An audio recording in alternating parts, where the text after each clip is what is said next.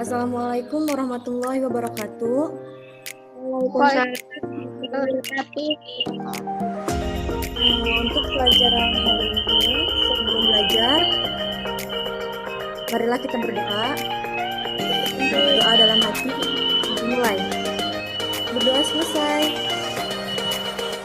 Udah pada siap belajar fisika? Udah. Oke, sebelum belajar, nah, Ibu pengen tanya.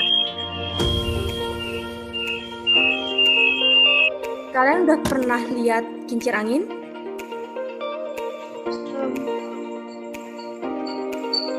Oke, biasanya kita temui itu di daerah negara-negara yang seperti Belanda dan negara lainnya.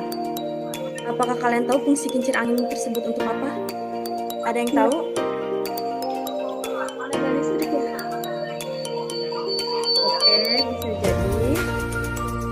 Ada yang lain?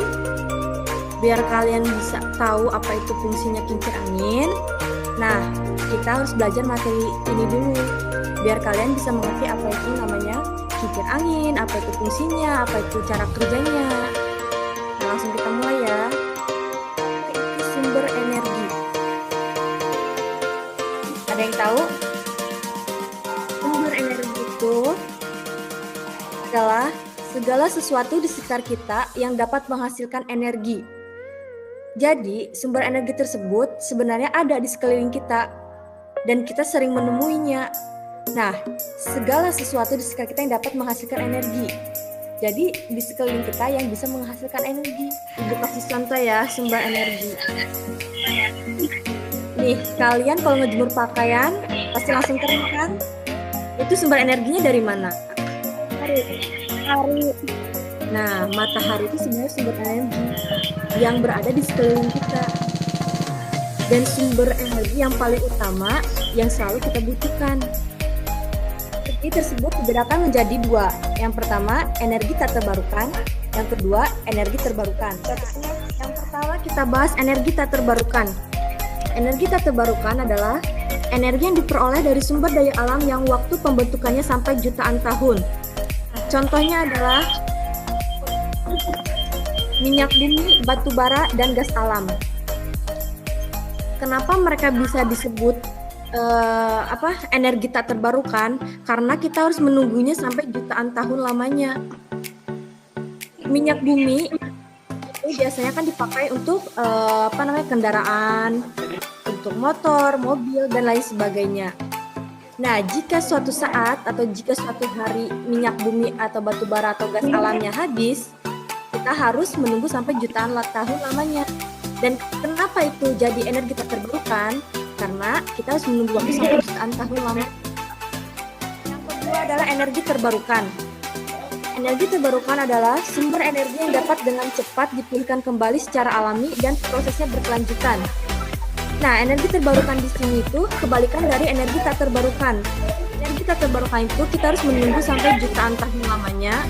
Sedangkan energi terbarukan kita tidak perlu menunggu sampai jutaan tahun lamanya. Tapi prosesnya itu lebih cepat atau bisa dipulihkan secara lebih cepat juga. Contohnya sebenarnya di gambar ini juga udah bisa menunjukkan contohnya itu apa. Coba Rani contohnya. Kincir angin ya, bukan Bu? Iya, kincir angin. Nah, energi terbarukan itu contohnya itu ada air, angin, sinar matahari, panas bumi, dan biomasa. Kita bahas satu-satu ya. Sinar matahari sebagai sumber energi utama bagi kehidupan di bumi, termasuk tumbuhan, hewan, dan manusia.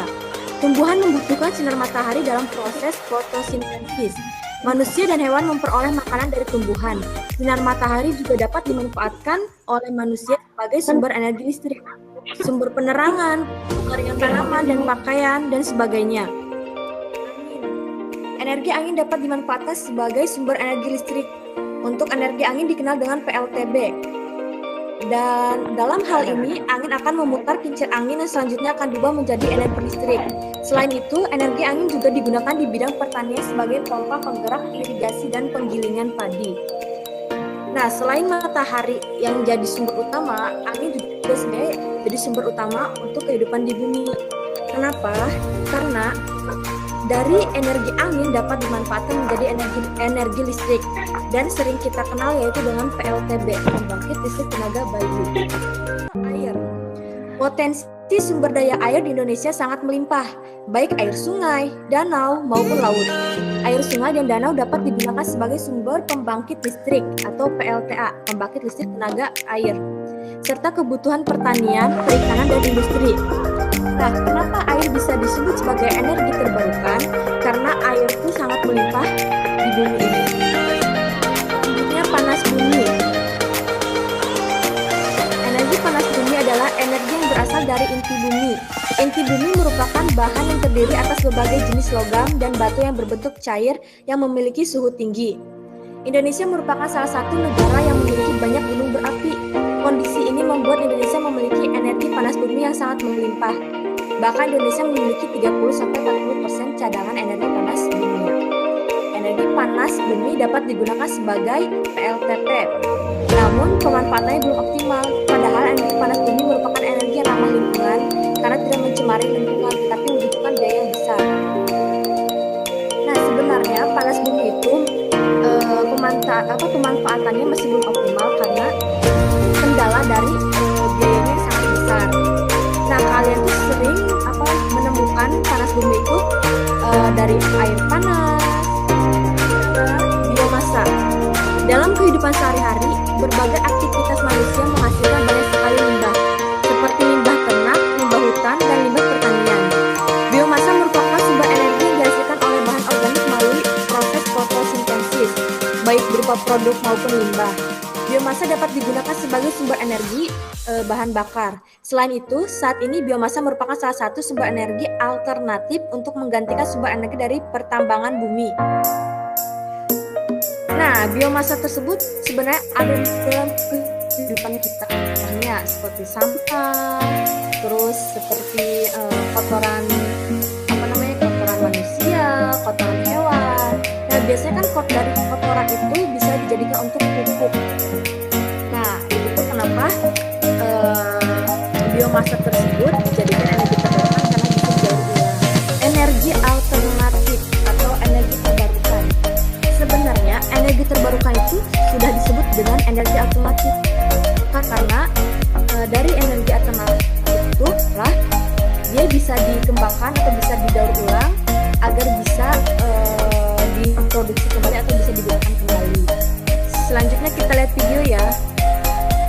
Oke, kan ini ada masalah ya di laptop ibunya, jadi nggak bisa nampilin video pembelajarannya. Nanti ibu langsung kasih aja ya di grup. Ya bu. Dan sekarang ada yang bisa menyimpulkan?